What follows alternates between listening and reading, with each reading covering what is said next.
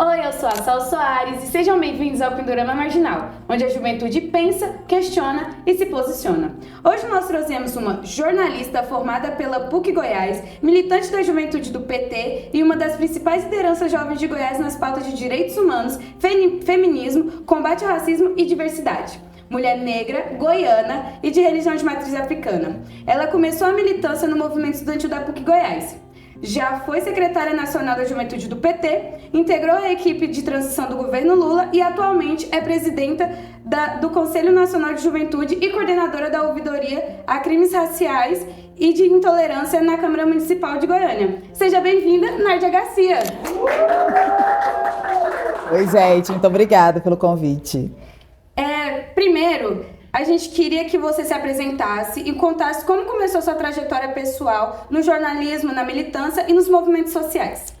Bora lá. Bom, eu sou a Nádia Garcia, sou de Morrinhos, criada em Caldas Novas e vim para Goiânia em 2013 para fazer faculdade de jornalismo na PUC e sistemas de informação na UFG. Mas eu sempre fui muito mais de falar do que de ficar atrás do computador. Então eu fiquei só no jornalismo na PUC. Já no meu primeiro semestre, eu conheci o movimento estudantil, a juventude do PT, o Coletivo para Todos, que era o meu coletivo de movimento estudantil. E ingressei na política e nunca mais saí. Fazem quase 13 anos que eu tô nisso e fui crescendo de cargos. Secretária em Goiás, fui do Conselho Municipal de Juventude de Goiânia, fui do Conselho Estadual de Juventude, fui secretária nacional da Juventude do PT, coordenei campanha do presidente Lula, coordenei GT de transição e agora estou na presidência do Conselho Nacional de Juventude e de volta a Goiás depois de uns 7 anos para tocar uma ouvidoria muito massa na Câmara de Vereadores que trata de racismo, LGBTfobia, xenofobia e todas as intolerâncias que infelizmente a gente tem aqui em Goiânia. Quais referências de mulher negra na política e nos movimentos sociais te inspiram?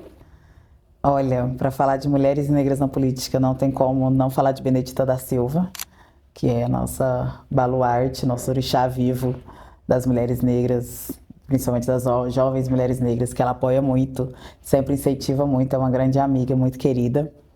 Não tem como não falar de Marielle, que era para mim uma grande inspiração e que a morte dela trouxe muitas reflexões e um nível, inclusive, de angústia muito grande de pensar que se ela, que era uma vereadora eleita em uma das maiores e mais importantes cidades do nosso país, foi assassinada, o que é que sobraria para nós, jovens mulheres negras na política, que não somos Marielles, que não somos tão grandes quanto Marielle sempre será.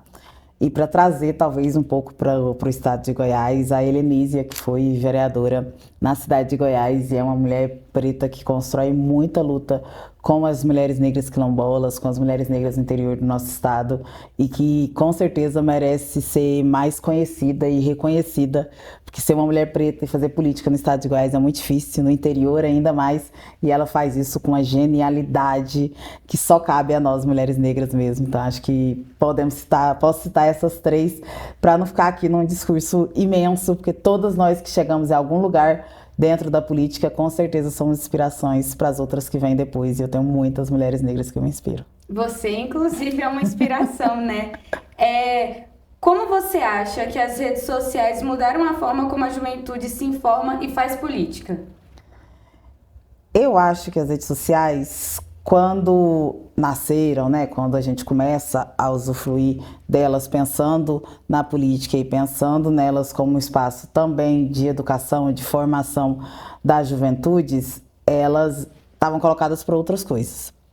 Era para ser uma rede, de fato, uma rede social, em que você interagia com pessoas que não necessariamente estavam próximas a você, para trocar vivências, experiências, mas hoje elas acabaram se tornando um instrumento de disputa social, política e de valores que não necessariamente refletem a realidade. Então, bom, eu sou bem mais velha do que vocês e na minha época a gente não usava, por exemplo, as redes sociais para se informar, para fazer pesquisa, para estudar. Hoje em dia, a juventude estuda pelo TikTok. Qualquer dúvida, a galera pergunta ou no TikTok ou no ChatGPT. Na minha época, você ia no livro ou você ia no Google e ainda assim desconfiando muito, porque você não sabia quem tinha subido aquela informação para aquele site. Então, A gente tem uma nova formulação do para que servem as redes sociais, para que servem os aplicativos, para que servem esses espaços, inclusive espaços que para a gente não seriam redes sociais e que se reconhecem como uma rede social, como por exemplo a Shopee. A Shopee se reconhece como uma rede social, isso para mim é muito louco, mas para eles faz todo sentido, e há pesquisas que dizem que as mulheres comuns brasileiras, que são em sua maioria mulheres negras, tem a Shopee como o aplicativo que elas mais usam durante o dia. Elas acordam e entram nesse aplicativo, não entram no WhatsApp, não entram no Instagram. Então, essas mulheres não necessariamente são mulheres velhas, são mulheres de 40 anos, são mulheres de 37 anos, né? E elas já estão lá com suas famílias formadas e usando essas redes sociais. Então, eu acho que hoje a gente tem que entender para que servem as redes sociais, qual é o discurso que você quer passar nessas redes sociais e entender como é que você faz o diálogo com as juventudes dentro desses espaços. Não deixando de colocar a socialização presencialmente, cara a cara, olho no olho, como uma prioridade. Se para a gente que se considera militantes de esquerda, militantes por uma sociedade mais justa, a socialização pessoalmente deixar de ser tão importante quanto as redes sociais, nós vamos perder essa guerra. Porque o que nós temos é justamente a verdade para apresentar cara a cara. Mentir nas redes sociais é muito fácil. E é por isso que hoje é tão fácil educar ou deseducar uma juventude via redes sociais, uma juventude que não vai buscar o que é aquela informação, que não vai buscar se aquela informação é verdade ou não, que não vai atrás dos seus autores, mas cara a cara, pessoalmente, é mais difícil. Então, acho que as redes sociais são muito boas. Elas podem ser utilizadas da melhor forma possível, mas tem que ser um compromisso de todos nós, lembrando que as redes sociais são mais um instrumento de socialização, não podem ser o único instrumento para dialogar com a juventude, senão a gente já perdeu. Sim. Como convencer a juventude de que a política pode transformar a vida deles? Eu tenho um problema muito grande com quem acha que a juventude não está a fim de discutir política, ou que essa juventude precisa ser convencida de que a política é um tema importante. Eu acho que a juventude está cansada de debater a política da forma como ela está apresentada há tantos anos. Quando eu coordenei a campanha de juventude do presidente Lula em 2022, foi isso que eu disse para ele, que essa juventude não queria mais discutir a política colocada da forma que estava. É uma juventude que cresceu ouvindo falar em mensalão, em lava-jato, em corrupção, em roubo, em brigas que são muito mais partidárias do que ideológicas. E isso acaba afastando todo mundo que acredita que a política deveria servir a outras coisas de estar dentro da política. E essas pessoas que se afastam por esse motivo estão certas. A política não serve, não nasce para servir a disputas de ego, a disputas partidárias. Ela serve como modo de organização da sociedade, pensando que a sociedade precisa ter um espaço de organização mista. Né? Não é só eu que mando, não é só você que manda, não é só ele que manda, todo mundo manda, e é por isso que a gente vive no parlamentarismo. Mas acho que primeiro é entender qual é o papel que essa juventude quer ter dentro da política. Nós não queremos mais ser apenas telespectadores do que é que a política lá em cima vai decidir sobre as nossas vidas. Foi-se o tempo que isso passava, porque antes a política era muito distante da nossa realidade, agora não. Agora, se eu quiser pegar o meu celular e comentar em todas as fotos de um deputado falando que eu quero isso, isso e aquilo, eu posso fazer isso em 5 minutos. E a política vai estar aqui na minha mão, diretamente, dialogando com aquele parlamentar. Então, acho que entender qual é a nova característica da participação da juventude na política como protagonista e não mais como telespectador, e principalmente ouvir. Enquanto Conselho Nacional de Juventude, é isso que a gente mais tenta colocar, que a juventude precisa participar da política, porque a política pública precisa ser formulada para, como e a partir das juventudes. Então, colocar essa juventude como protagonista definitivamente faz com que ela se aproxime e se convença de que esse tem que ser um espaço para ela, por mais que não seja criado para ser um espaço para a gente.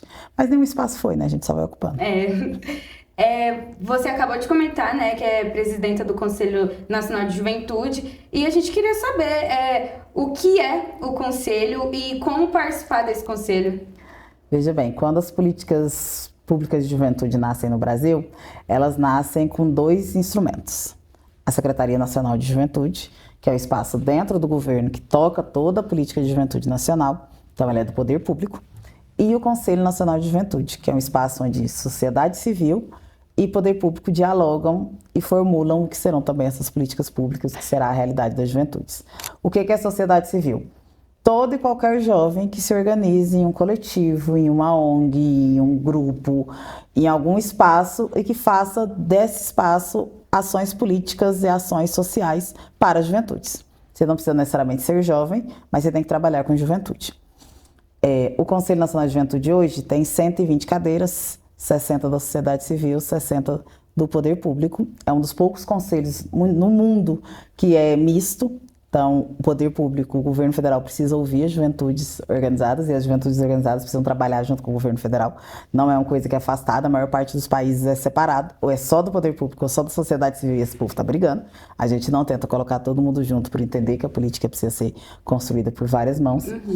E que já existe há 20 anos, e é um espaço, inclusive, que tem mulheres negras ocupando a presidência já há bastante tempo. Mas hoje nós temos uma característica ímpar no nosso país, que é a Política Nacional de Juventude sendo tocada por 4 mulheres negras. A secretária nacional de juventude, a secretária adjunta são 2 mulheres negras, a presidenta do Conjuve, que sou eu, e a minha vice-presidenta, que é a Bruna, também são 2 mulheres negras. Os 4 maiores nomes das juventudes, das políticas de juventude no Brasil hoje são 4 mulheres negras. É a primeira vez que acontece no nosso país e é algo que pra gente representa muito. Principalmente porque são 4 mulheres negras trabalhando em unidade como representação da sociedade civil, como representação do poder público, ocupando todos os espaços.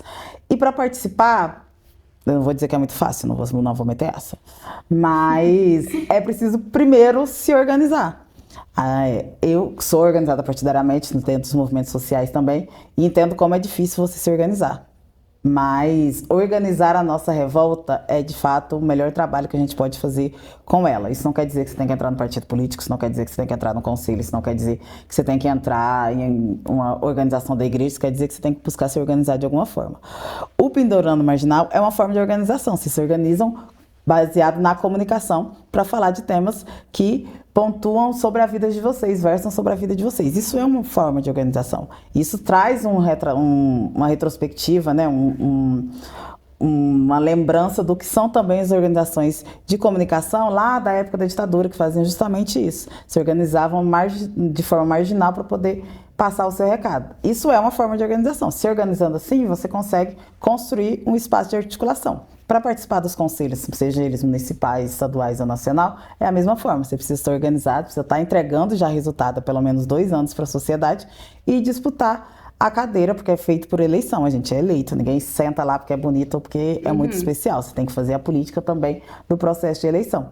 Mas, de fato, é mais fácil do que parece, mas também não deixa de ser tão responsável quanto o nome carrega, né? Quanto um Conselho Nacional de Juventude pode esperar. Mas é um espaço que precisa ser ocupado por todo mundo, principalmente por aqueles e aquelas que ainda não sabem como organizar a sua revolta, mas sabem que ela pode transformar a realidade, realmente pode. Eu comentei no começo, né, que você participou da ouvidoria contra crimes de intolerância na Câmara Municipal, na verdade você participa ainda, né? E qual foi o caso mais marcante que você já acompanhou? A ouvidoria, primeiro eu vou explicar o que ela é, porque é um nome muito grande para um negócio que é bem de boa. A gente tem dentro dos espaços políticos, principalmente de parlamento ou algumas entidades, um espaço de ouvidoria. Não é um espaço de representação jurídica, é um espaço de ouvidoria. Você chega com uma questão, pode ser uma questão jurídica ou não, e a ouvidoria vai te encaminhar para quem pode te ajudar com isso e vai acompanhar esse caso com um olhar um pouco mais humano, para além de toda a institucionalidade que nos cabe. A nossa ouvidoria é de combate a crimes raciais e de intolerância. É basicamente uma ouvidoria de direitos humanos, mas que não tem esse nome porque os nossos queridos vereadores e vereadoras não aceitaram o nome de direitos humanos. Mas ela faz basicamente esse trabalho. E ela é muito nova, ela nasce há pouco mais de 1 ano e meio, menos de 2 anos.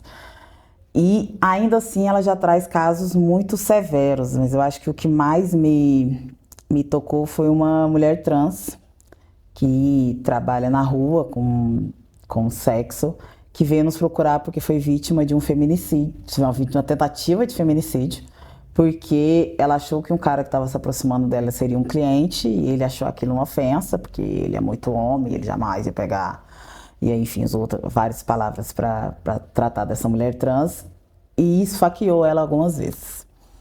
E ela sobreviveu e veio atrás da gente para poder buscar justiça por esse caso.